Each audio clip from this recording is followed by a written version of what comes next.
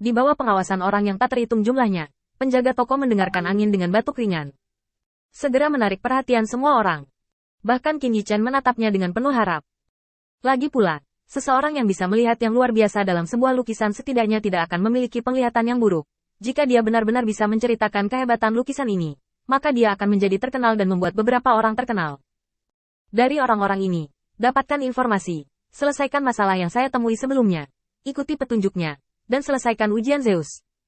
Semakin Qin Yichen memikirkannya, semakin dia merasa patah hati. Sebagai manusia fana, berpartisipasi dalam urusan para dewa membuatku bersemangat hanya dengan memikirkannya. Penjaga toko Ting Feng mengangkat lukisan itu tinggi-tinggi, dan kekuatan iman memegang lukisan itu dengan kuat di langit. Dengan tamparan kipas kertas di tangannya, Krisostom terbuka. Lukisan ini mengandung potensi pertarungan antara naga dan harimau. Digambar pada saat yin dan yang saling berhadapan. Gambarnya terlihat berantakan dan tidak teratur, tetapi sebenarnya memiliki rahasia tersembunyi. Kuasnya tenang dan tidak bisa dinilai oleh mata orang biasa. Itu harus dinilai dari mata yang kuat. Jika saya tidak salah, ini pasti lukisan yang ditinggalkan oleh senior ketika dia memahami dao besar. Maksudku, jika seseorang dapat memahami peluang, mereka akan dapat melihat sekilas 1/10 dari kekuatan para pendahulu. Kata-kata ini diucapkan oleh penjaga toko Feng sehingga dia agresif dan percaya diri. Seolah setiap kata yang dia katakan adalah fakta, bukan rekayasa. Semua orang tercengang. Salah satu dari mereka berkata tiba-tiba, "Jangan katakan itu, aku merasa pusing melihat lukisan ini, itu pasti tidak biasa." Seseorang mulai, dan segera, semua orang menemukan keanehan lukisan itu. Aneh, aku jelas merasakan kekuatan besar barusan, tapi itu menghilang dalam sekejap mata. Apakah karena lukisan ini?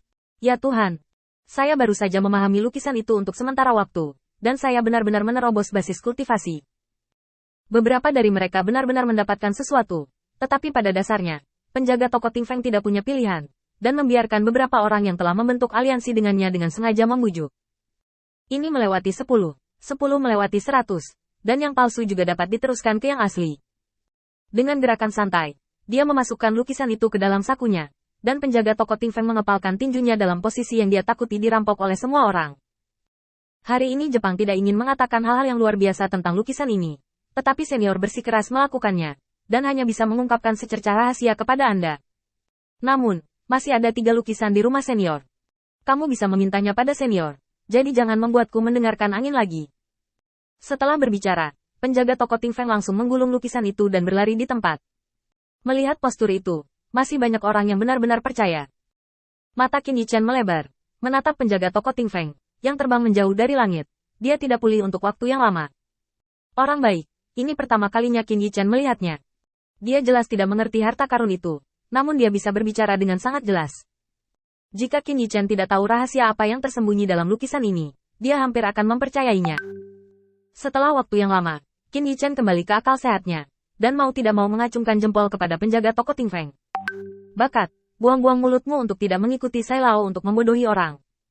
Tidak lama setelah Tuan Ting Feng pergi, seorang lelaki tua melangkah maju dengan tongkat. Begitu dia datang ke Qin Yichen, dia langsung berlutut di tanah. Saya mohon senior untuk memberi saya lukisan. Selama senior dapat meningkatkan kekuatan saya akan membayar berapapun harganya. Qin Yichen memandang lelaki tua itu dan melihat kesulitannya sekilas. Kekuatannya belum mencapai titik keabadian, dan umurnya yang terbatas akan segera berakhir. Mungkin ini kesempatan terakhirnya. Qin Yichen mengangguk tak berdaya.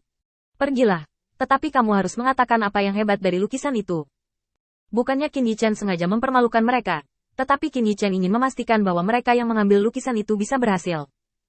Bagaimanapun, ini hanya kontak antara dia dan para ksatria, batu loncatan.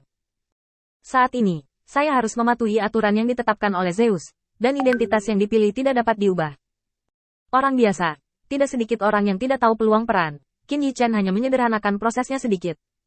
Selain itu, Zeus belum melompat untuk menentang sekarang, menunjukkan bahwa dia menyetujui tindakannya. Ketika lelaki tua itu memasuki ruangan, dia jatuh ke dalam perenungan. Dia tidak bisa melihat sesuatu yang aneh tentang lukisan ini, tetapi keempat lukisan itu semuanya tampak polos, terutama bekas tinta yang baru dikeringkan dan masih memiliki sisa rasa yang samar. Selain itu, tidak ada yang mengejutkan tentang rumah itu. Melihat adegan ini, lelaki tua itu tiba-tiba terbangun. Ini senior yang mengajariku untuk menunggu, bukan untuk serakah. Demi wilayah 30.000 mil, kita sebenarnya tidak mendapatkan banyak. Pikirkan baik-baik. Jika saya dapat mengambil kembali keserakahan saya dan hanya mempertahankan minat saya saat ini, saya mungkin telah membuat terobosan sejak lama. Sayangnya, mereka semua dibutakan oleh kepentingan. Orang tua itu melepas lukisan dan gemetar kembali ke sisi Qin Yichen. Pertama, dia memberi hormat kepada Qin Yichen, dan kemudian mengepalkan tinjunya ke kerumunan yang menonton drama itu. Semuanya, tolong dengarkan ajaran para senior. Meskipun saya belum belajar banyak dari lukisan hari ini, saya telah belajar banyak dari para senior. Dan saya ingin mengerti. Setelah beberapa ekspresi diri, Qin Yichen benar-benar tidak bisa mendengarkan lagi. Cepat dan kembali berlatih, jangan buang waktu. Menjadi sopan, Qin Yichen sudah marah di dalam hatinya. Benda tua ini jelas memegang kesempatan senilai 10.000 emas, tetapi dia ada di sana untuk membicarakannya. Jelas, saya tidak mengerti peluang dalam lukisan itu. Dan kebajikan yang sama dengan penjaga toko Ting Feng, dia datang dengan mulutnya. Di mata Qin Yichen yang semakin ganas, lelaki tua itu buru-buru melarikan diri, dan sisanya tidak berani maju dengan mudah. Qin Yichen memelototi mereka dengan ganas. Jika kamu tidak mengerti, jangan datang ke sini untuk membuang waktu, dan bersikap tenang.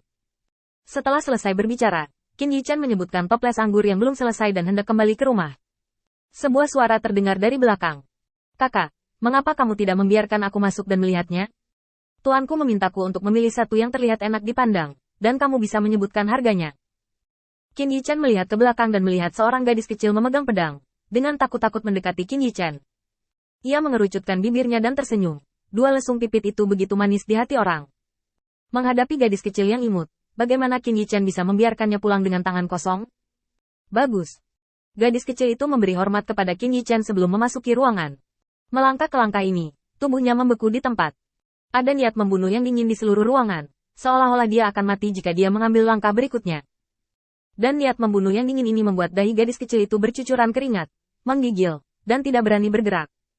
Pada saat ini, suara Qin Yichen tiba-tiba datang dari belakang. Di hati gadis kecil itu, itulah bisikan setan. Kenapa kamu berdiri di pintu? Ayo masuk dan lihat.